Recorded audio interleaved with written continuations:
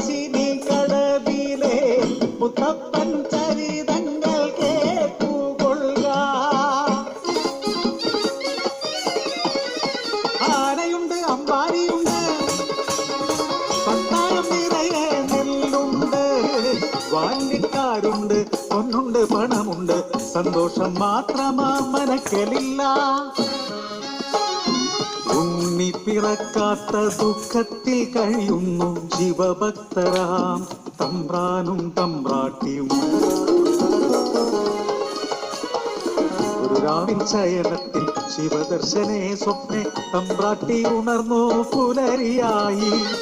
കോഴിമാരൊത്തു നീരാടാൻ യാത്രയായി. ആ പൊൻപുലരിയിൽ കുളിക്കടവിൽ തേജസാൽ ജ്വലിക്കും ഒരു പൈതൽ ശിവദേവൻ നൽകിയ നിധിയല്ലയോ. മനക്കലോ സന്തോഷം അലതല്ലി. ഉണ്ണി വളർന്നു ബാലനായി കൗമാരം പടിവാതിൽ എത്തി നിന്നു. മാറുന്നു ഭാവങ്ങൾ ഭീതികൾ, ഉണ്ണിക്കു കൂട്ടുകാരടിയാളന്മാർ. കടവിനക്കരെ പറച്ചിയൂരിൽ അടിയാളത്തിലെ കൂട്ടുകൂടി. തോട്ടിൽ ചൂണ്ടയിട്ടു കാട്ടിൽ നായാടി കള്ളുമോക്കി മാംസം കഴിച്ചിടുന്നു.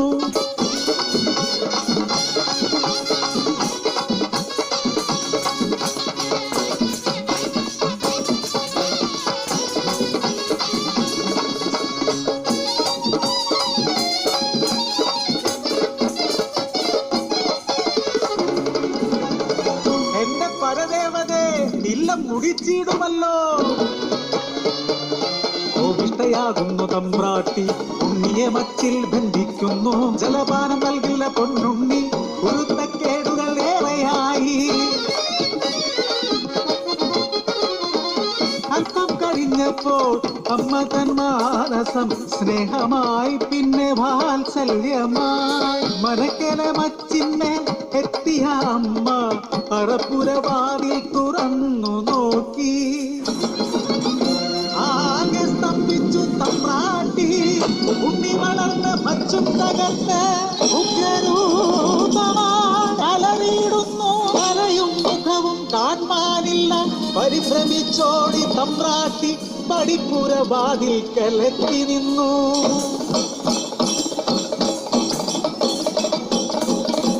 മനക്കരെ മച്ചും തകർത്തുണ്ണി വെറും ദൈവമായി മാറി. മലക്കു മുകളിലെ തലയിൽ ജ്വലിക്കും കണ്ണഗ്നിഗോളം.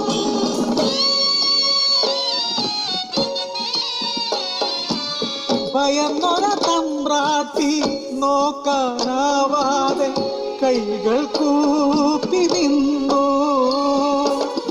അലറുന്ന ഉണ്ണി ജാതിയൊന്നാണ്. അടിയാളപ്പറയർക്കു ദൈവമാകും ഞാൻ, മുത്തപ്പൻ ദൈവമായി നിറഞ്ഞാടും.